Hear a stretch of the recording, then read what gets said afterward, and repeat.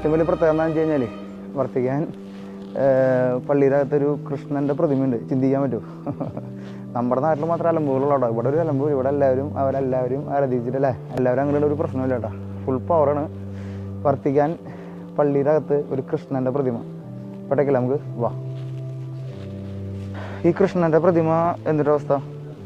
അത് എവിടെയാ? അതിന് വല്ല ചരിത്രം ഉണ്ടോ കൃഷ്ണൻ്റെ? അതിന്റെ ചരിത്രം വേറൊന്നുമല്ല. ഇതിനകത്ത് കൃഷ്ണന്റെ ഒരു പ്രതിമയുണ്ട്.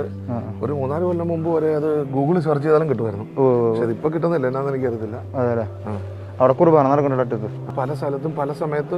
ഒരു സമയത്ത് പല ഓൾട്ടറിൽ കുർബാന നടക്കുമെന്ന് പറഞ്ഞത്. 20 ഓൾട്ടറിൽ ഒരെണ്ണത്തിൽ കുർബാന നടക്കുന്നത്. എവിടെ അച്ഛൻ നിൽക്കണം? അച്ഛനില്ലല്ലേ?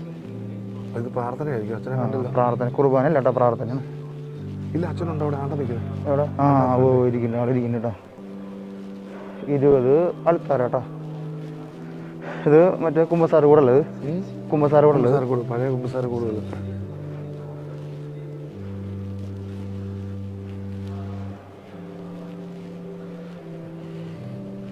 മാർബിളിൻ്റെ സംഭവങ്ങളൊക്കെ നോക്കിയല്ലേ?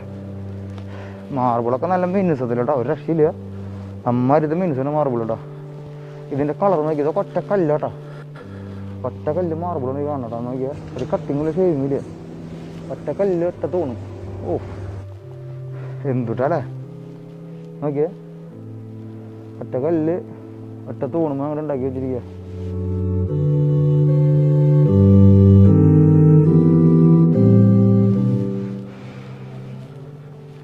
മാർബിൾ കൊണ്ടോ മൊത്തം. ഒറ്റക്കല്ലാണോ? ഒറ്റക്കല്ലാണോ അത്? ഒറ്റക്കല്ലേ ചെയ്യാൻ പറ്റുള്ളൂ, സ്കൾപ്ചർ ചെയ്യാൻ പറ്റുള്ളൂ. അതെ, ഒറ്റക്കല്ല് മാർബിൾ ചെയ്തിട്ടുള്ള മാതാവിന്റെ പ്രതിമ. ഇതിന്റെ വെയിറ്റ് ഒന്ന് ആലോചിച്ച് നോക്കി. അന്നത്തെ കാലത്തല്ലേ.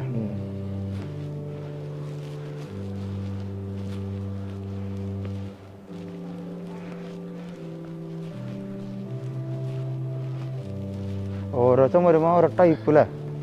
ഇതിനൊക്കെ ഓരോ പ്രതീകം ഉണ്ടോ? ഓരോ സ്ലീഹന്മാരാണോ ഈ ചുമരുമ ഓരോന്നും കിട്ടിയിരിക്കുന്നത്? ഇതെല്ലാം ഇതുപോലെ മാർപ്പാപ്പന്മാരാണ് ഈ മോളിൽ ഇരിക്കുന്നത്. അന്നത്തെ കാലത്തെ മാർപ്പാപ്പന്മാരല്ലേ? ഈ മൈക്കിളാഞ്ചലോനെ ഇത് പണിയാനായിട്ട് വിളിച്ച മാർപ്പാപ്പയുടെ ഫോട്ടോ കൂടി ഉണ്ടോ? കാണും. കാരണം പേര് മറ്റേ ഇതിന് മിനിസൊന്നും ഇപ്പോഴും പോയില്ലല്ലേ?